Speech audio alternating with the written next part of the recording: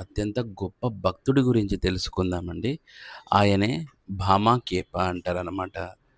ఈ భామాకేప అనే ఆయన దాదాపు 1837 నుంచి 1900 వరకు ఆయన జీవించి ఉన్నారనమాట.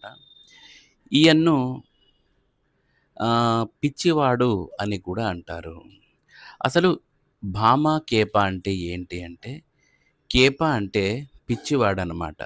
భామ అనే అర్థం ఎలా వచ్చింది అంటే, మనము ఇక్కడ వా అనే శబ్దాన్ని బెంగాల్ సైడు బాతో పలుకుతారండి. అలా ఈయన్ను వామాకేపాను భామాకేపగా అంటారు.